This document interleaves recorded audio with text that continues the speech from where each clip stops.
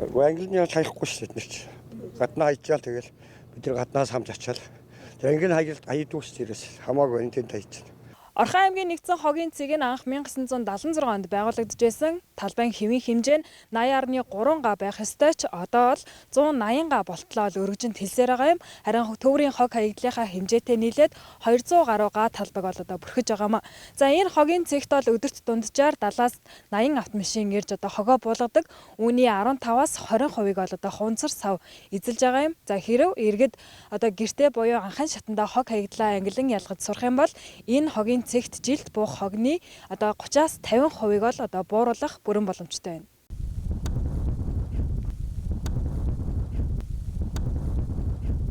Энэ ер нь нийт хаягдж байгаа хогийн одоо дийлэнх нь ямар хог эзэлж энэ хунцар сав ер нь ямар хэмжээд?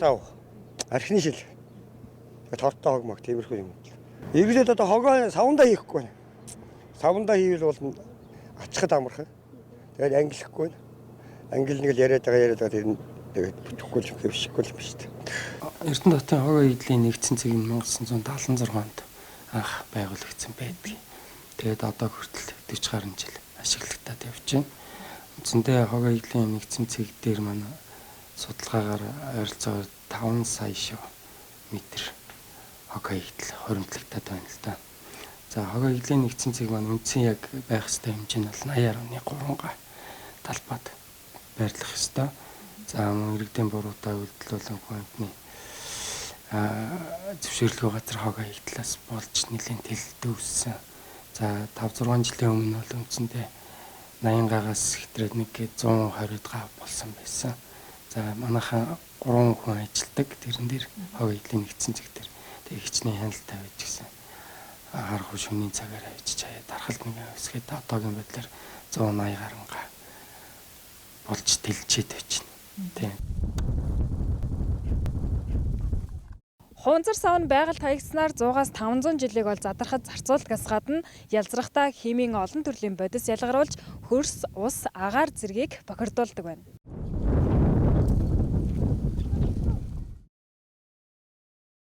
Ер нь бол удаан задардаг органик бохирдуулагч бодис гэдэг хуванцар хог хаягдлууд байж байна. За бусад одоо энэ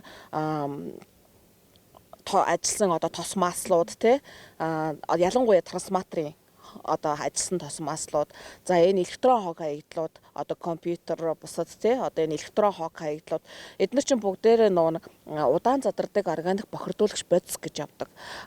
Маш их хэмжээтэйгээр одоо задрал удаан хугацаанд задрал явагддаг. Энэ хугацаанд болохоор зэрэг маш их хэмжээтэй ерөөсөө устж алга болдоггүй тийм одоо бодис ялгаруулдагаараа ийм хортой ийм хаягдлууд бол байдаг. Ер нь бол ирээд хэрэглэнээс анх одоо худалдан авалтаасаа эхлээд л одоо анхаарах хэрэгтэй байгаа юм л да.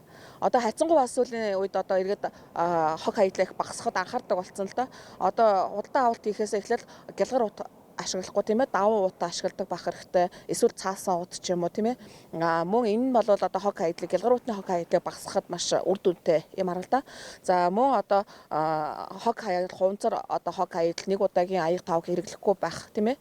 За мөн одоо хог хаягдлаа ангилан ялгах, их усүр дээр нь бууруулах, дахин ашиглах гэд ингээд энэ 5R, 3R, 5R одоо дэлхийн нийтэд 7R ийм тогтолцоо бол хэрэгжиж байгаа.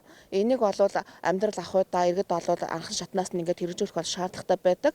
Одоо орон сууцны хорооллуудад одоо хуванцар хаягдлыг одоо ангилж авах тийм сараалжин төмрөн тийм хогийн сав тавигдж байгаа. Эдгээр бол иргэд бол ялангуяа хуванцар хог хаягдлуудаа ингээд ангилж хайснараа байгальд булагдах хуванцар хог хаягдлын хэмжээг бол бууруулнаа.